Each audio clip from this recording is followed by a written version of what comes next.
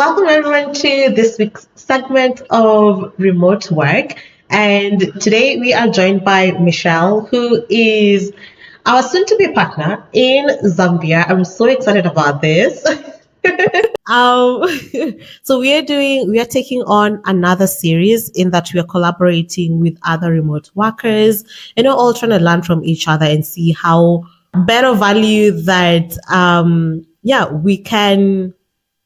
we can bring onto our followers. So today we are joined by Michelle, who is a talent acquisition specialist, and get this, she does hiring specifically for virtual assistants.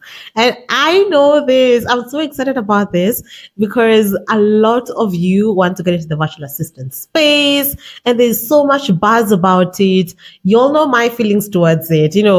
Everyone wants, is teaching a virtual assistant course, but they're not really giving you like the ropes on how to land a job. So today we've got a talent acquisition specialist specifically for virtual assistants. Let's welcome Michelle on board.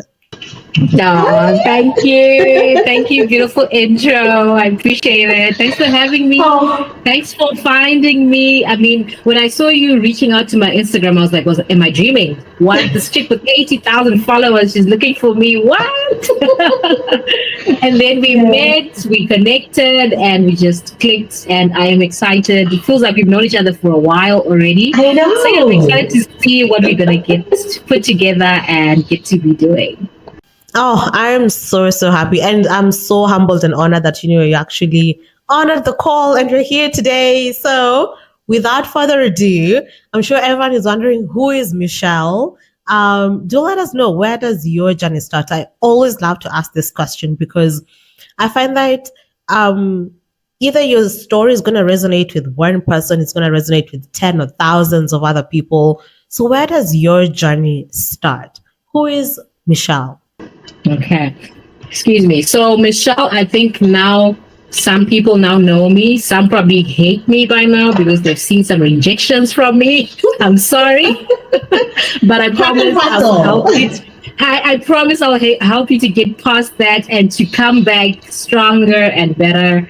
But yeah, I think the name Michelle is now more out there because of this role that I now have as a talent acquisition specialist. But some people might recognize the blonde wig from TikTok. I am more well known there as Remote Work Shelly or Virtual Shelly. So the Shelly obviously comes from Michelle. And basically, I have been in the remote work space for, I think, let me get my maths right. So 2021, that's about 4 years.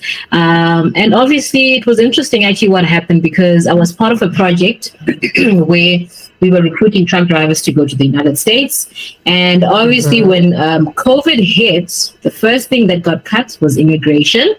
So there we went from income to zero, like zilch. So I mean, I always say that you can either be the kind of person who, lies on the floor and then you moan and you moan and you moan, or you wipe your tears and then you get up and you make a plan. So basically that's what happened. I got up, opened my laptop. What do I have on my laptop? And then I started searching. I think by then I was based in South Africa and there was a lot of talk about Amazon. Amazon was hiring a lot from South Africa at that point. However, because I was Zimbabwean, I actually couldn't qualify for that opportunity.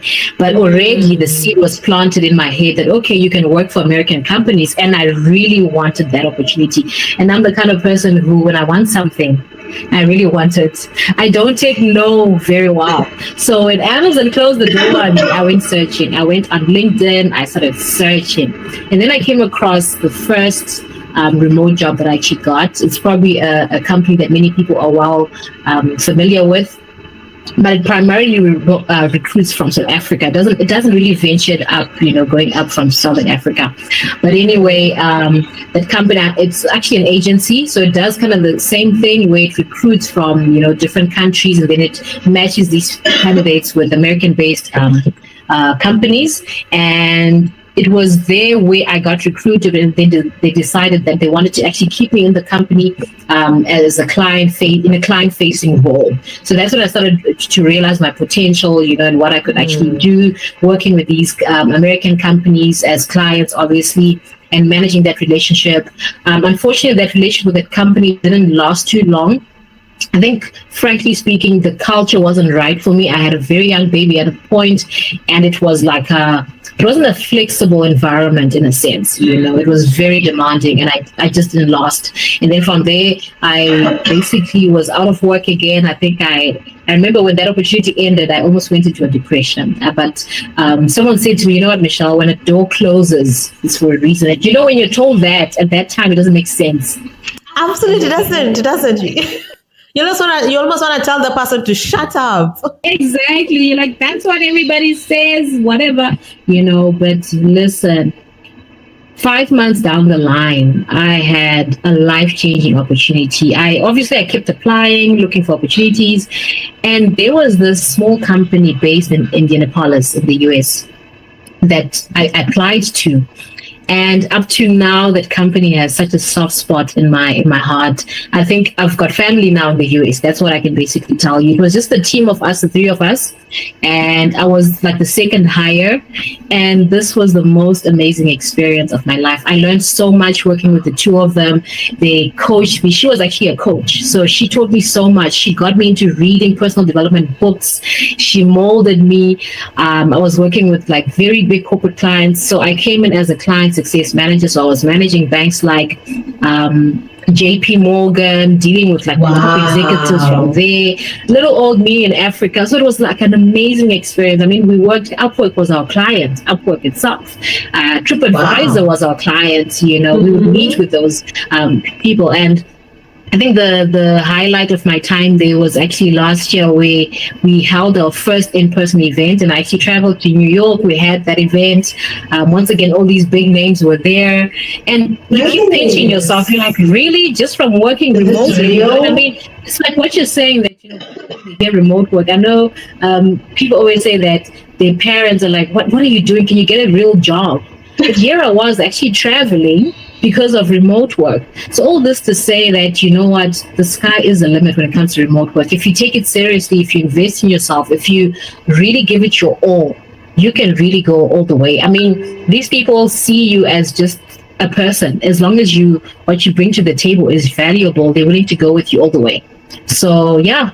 And then, unfortunately, I fell pregnant, but around about the same time, this company also kind of started going down, and we had to end that relationship. But like I said, we're still like family. We check on each other. I send them my new baby pics and find out what they're doing and that sort of thing. I mean, even just hearing that the company had to close down was such a sore point for me, But in any case, once my baby was grown enough, he's now about 5 months, I decided it's time to get back in the game. So yeah, I got searching, and the opportunity that now came onto my table, onto my laps, was this one for a talent acquisition specialist. And I think it's pretty amazing how this one happened, because my coaching experience, which I was doing on the side, is what actually aligned me well to this position. So obviously that's what they saw in my resume, that I've been coaching virtual assistants. I'm in that game. I'm like in those weeds every day. And they thought, you know what?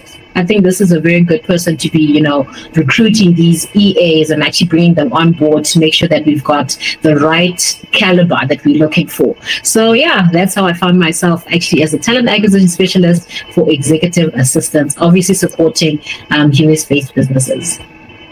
Oh, wow. Now, before we get into your experience as, talent acquisition, and talk more about virtual assistants, hiring virtual assistants, I want to know, I'm sure there's someone who's listening in and they're like, so how did Michelle land her first role with an Indianapolis company? Then how did you land your other role, 5 months in with these other US-based companies? So where do you find these opportunities, if you don't mind sharing? So LinkedIn is a very good one. I think there's an art to networking. So you have to grow your network and just find a way to, put yourself out there. Ask yourself the question, how am I differentiating myself from the next person? So that's part of the things that I share in my coaching program, that, for example, I always send an introductory video. Being a remote environment, there's a lot of distrust. And I mean, it's not distrust as such, but it's just they're 1,000 kilometers away. You're sending an email. There's no face. There's nothing. It's just your words there. You could be in God knows whoever, and you're claiming to be in Africa, so just adding a video, smiling, showing yourself, sometimes that's all that makes a difference. They see you. I remember reading somewhere that there's something about looking someone into their eyes that already builds a connection, builds trust. So already there's 50 applications, and then there's yours with a video, and you're smiling and you're talking. You're already going to leave a mark on their minds. And I like that too. Yeah, it's all about that art of networking and connecting with people on different levels. I absolutely love that. So regardless of whether they've asked for one or not, and part of what we do at PTS is that we help create introductory videos. So you've heard it from Michelle. If you don't have one, you'd better get yourself one at the moment. Cool. So what I loved about your experience, and just when you're talking about your journey, what struck me was you have to, one, like you said, set yourself apart from every other person. And then two, you need to be very intentional about what it is that you're doing for you to land these opportunities. So if you don't mind, can we delve deeper into, now that you're hiring virtual assistants, what are some of the traits that you see in a person or in an applicant that makes you feel like, what, I want to get this person on board. I want to bring her, or I want to bring him on to our talent pool? Very good question. So one of the things is assertiveness. So you'll find sometimes, for example, you'll find a video. Yes, of course, introductory video. Do an introductory video. So you'll find that part of the application process is actually doing or submitting an introductory video. But for some people, this is just ticking the box. They're so low tone and they sound so demotivated. Like Lorraine just said, submit a video, So that alone is that's something that we look for, because whether you realize it or not, that video speaks volumes. It speaks more than what you're actually saying on the video. So you might be saying, I'm excited about this opportunity, but are you looking like you're excited? You might be saying you're confident, but are you confident? Because basically what we're looking for, we're supporting fast-growing businesses in the US. We're looking for EAs that will support fast-growing businesses in the US, right?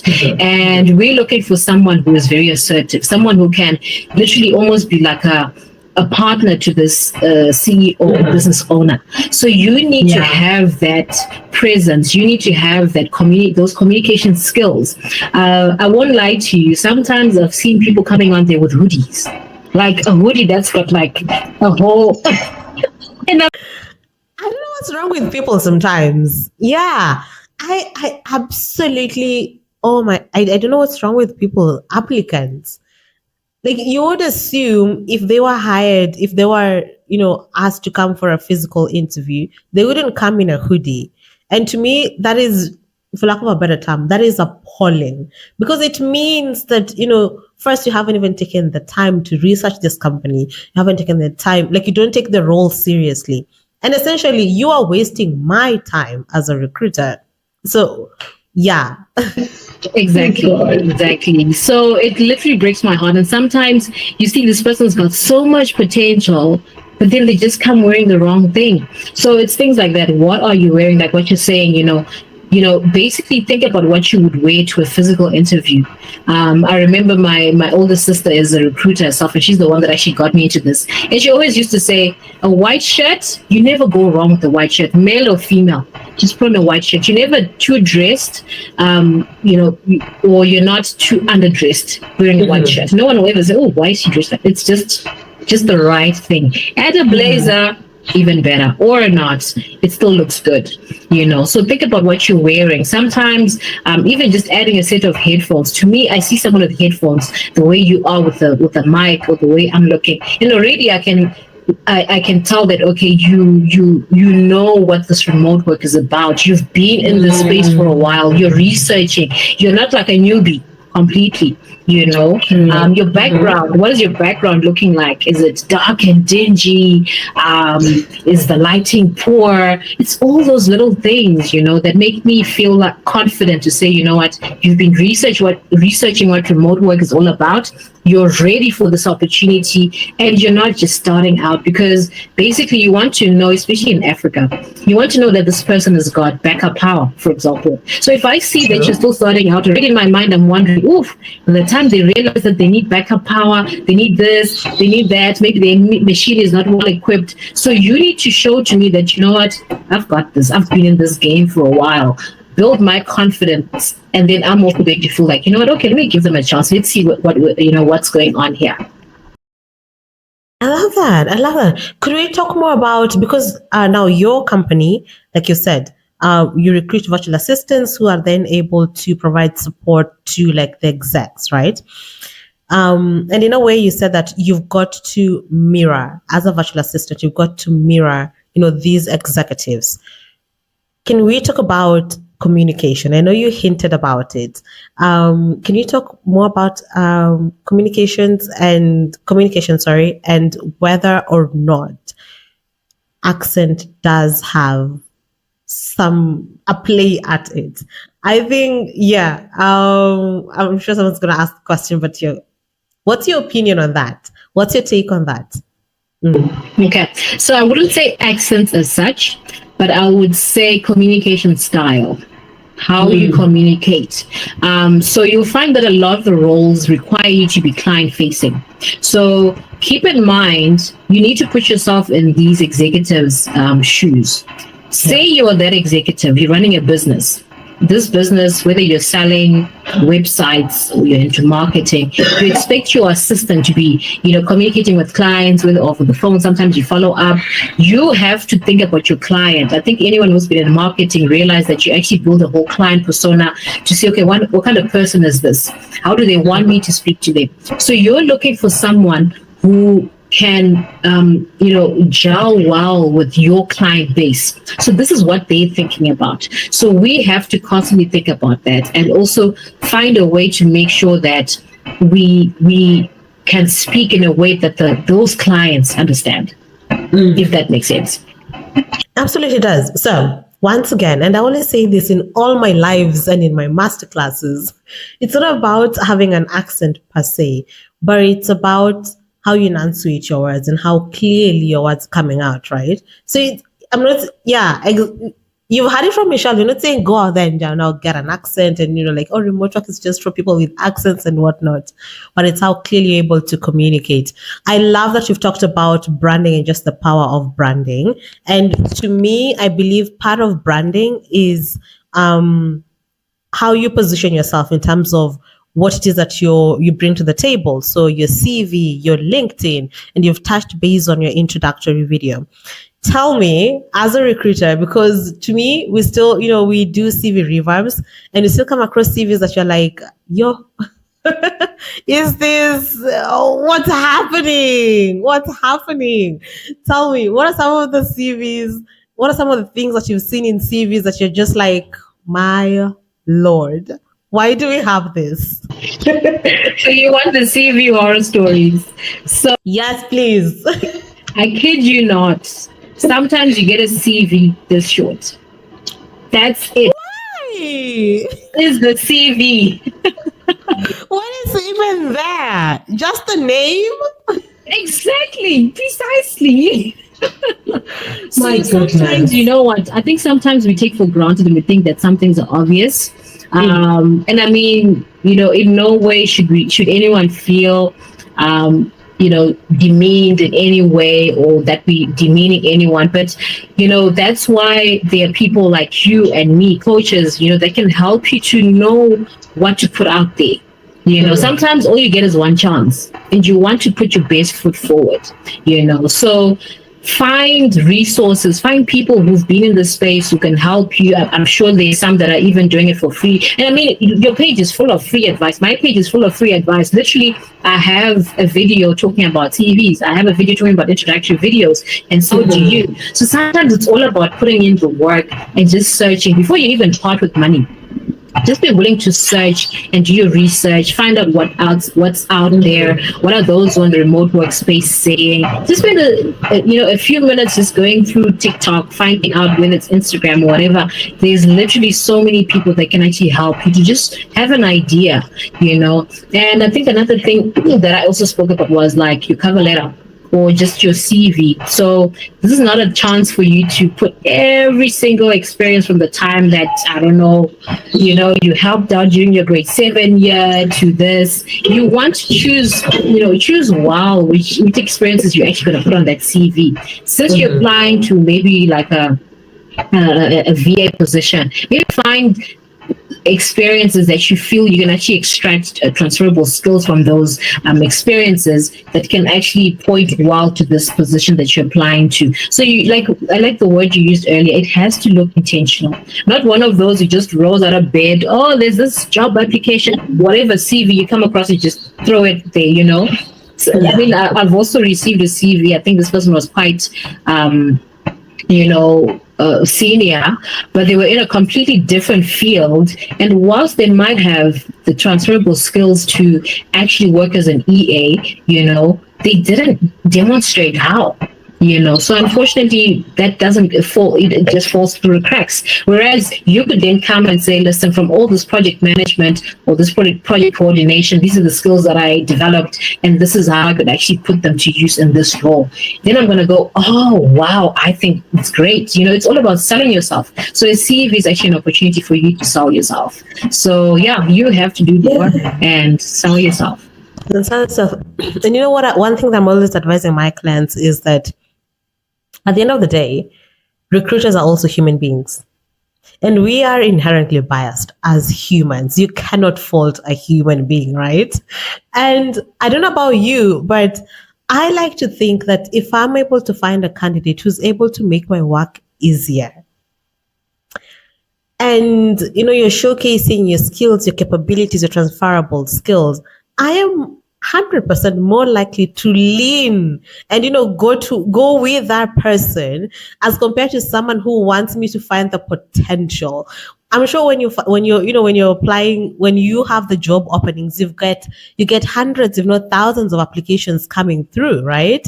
And as a recruiter, you also have your KPIs in terms of time to hire, time to fill, etc. You've got your own KPIs to meet. So do you think that someone wants to spend 5 minutes on a CV trying to look like, oh, I think this person does have potential? Or am I going to go with someone who actually knows themselves? And that is part of, you and being confident and part of communicating as well, right? What is that you're bringing to the table?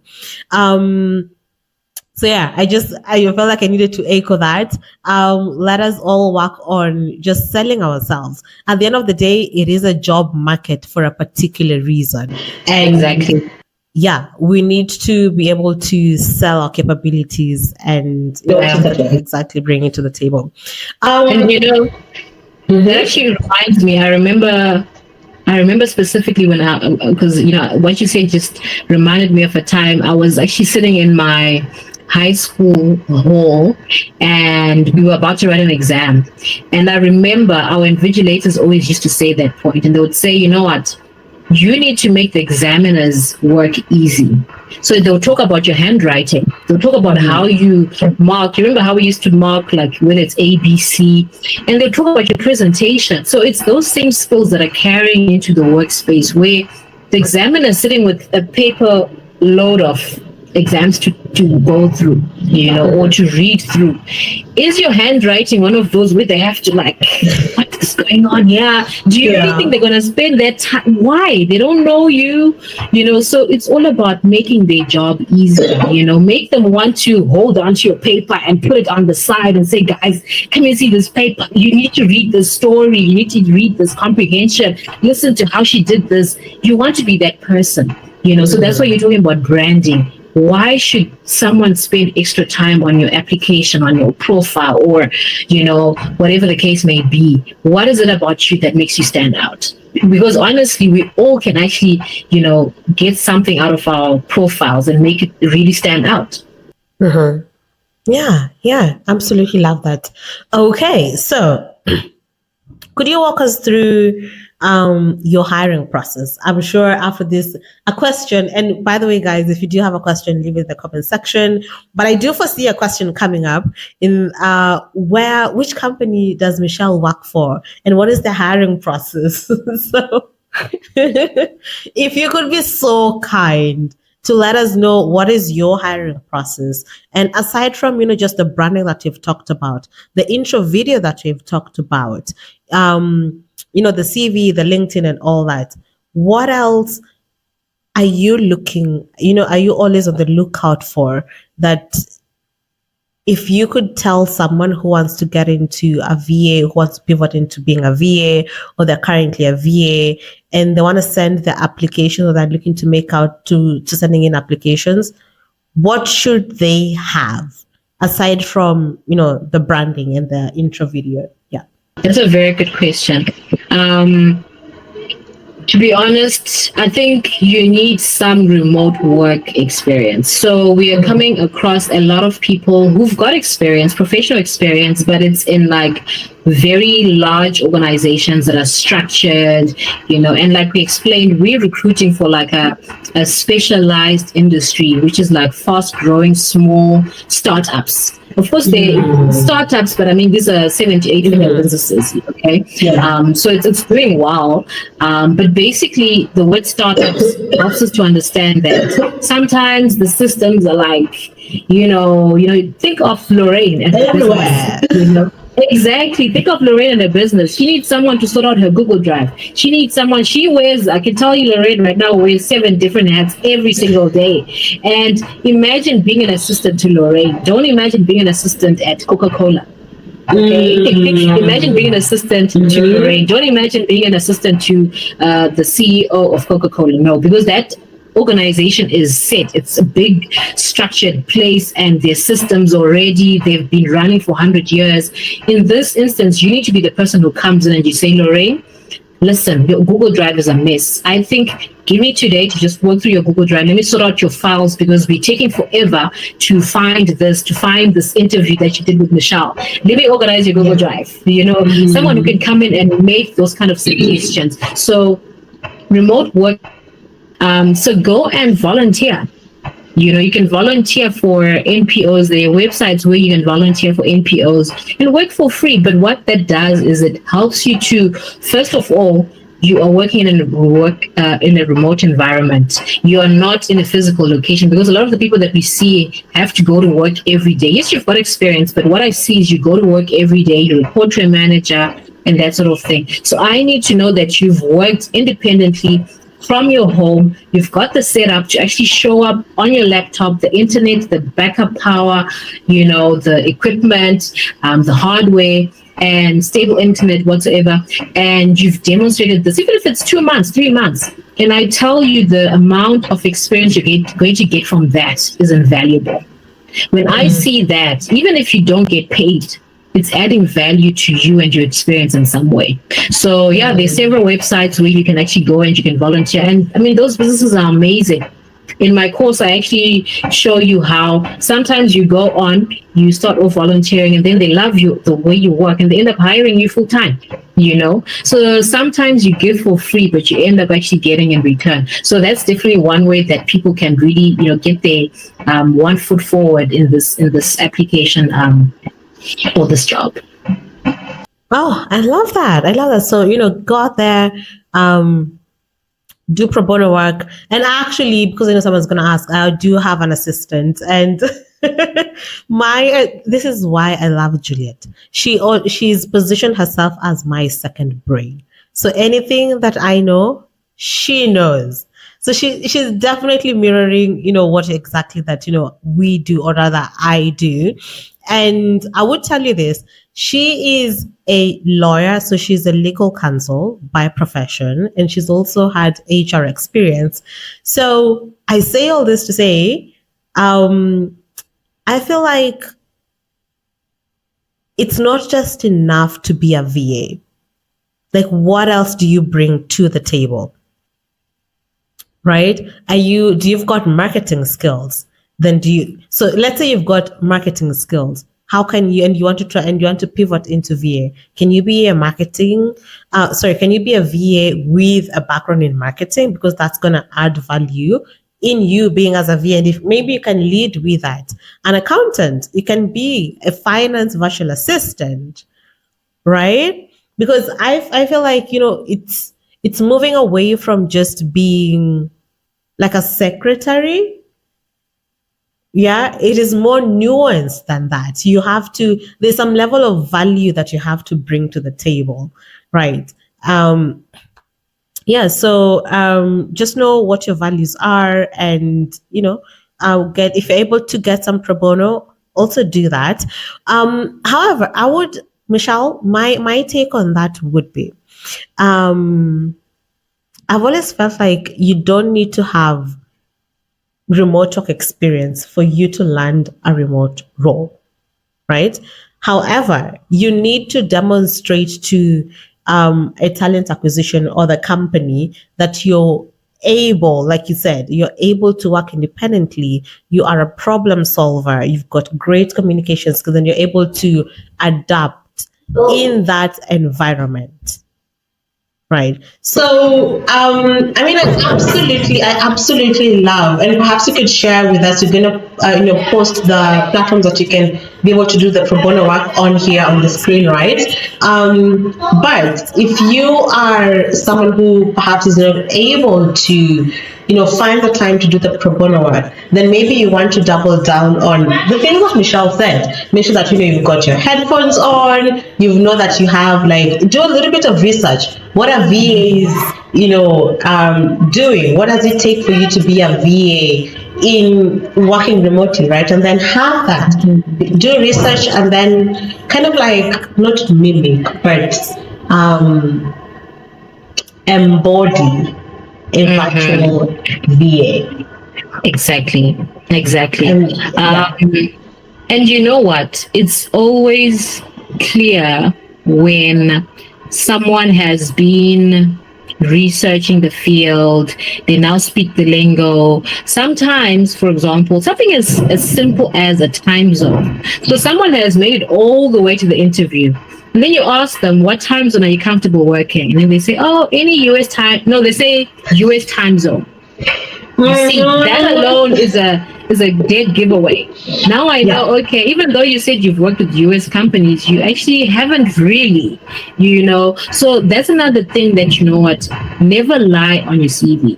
If you haven't done it, just say haven't done it. Because whether you realize it or not, someone who is being in that field can quickly pick up when you're not telling the truth. So, for example, you say, US time zone. And then I really want to know, because, for example, depending on where you are in Africa, some US time zones are too extreme for you. So, for example, if you end up having to work from 6 p.m. Kenyan time to 6 a.m. Kenyan time, we call that a graveyard shift. So you need to have had experience working that. Otherwise we don't take people who've never done that, because it's really, it's heavy on your body. So you won't last a week. That's why we actually ask which time zone. So if you've had that experience, you will say, oh yeah, I've worked the graveyard shift. So just the way you respond will tell me that you have worked, with US companies, or you haven't. But does that match what you said on your CV? So maybe you've done well everywhere else. Maybe your interview was going well up until that point. And then I'm like, why are they not able to just, tell the truth? So something as simple as that can just, destroy the house of cards that you've just built. So like we're talking about, just familiarity. Just know that the US operates on several time zones. Which one is the east? Which one's on the west? Which one most aligns with your own time zone? So things like that. So you only get that kind of information because, yes, now everyone's going to go and rush and look up time zones, but there are many other aspects to remote working more than just time zones, and they will come up. So just dive into that field, learn it, research it, sleep it, And you'll find once you start talking, it just comes out naturally from you because you now live, breathe, sleep it. So that's just the encouragement. If you take away anything from this, if you are really serious about remote work, just live it, breathe it. Or your Instagram, when you open your Instagram, it should be remote work, remote work, remote work, remote work. Your LinkedIn, remote work, remote work. TikTok, remote work. And then really you are, to be honest, I always say if you're doing that, I don't think you can fail. I don't think you can fail. But if you're like trying to do a bit of remote work, and sometimes sometimes it's going to show. So if you really want to do that, dedicate yourself to that, and it's going to show naturally. Okay, give me 1 second. Let me replace the battery, and then we close. Okay. Remember how I said when we started that there's a lot of buzz around virtual assistants? We've got something really exciting. I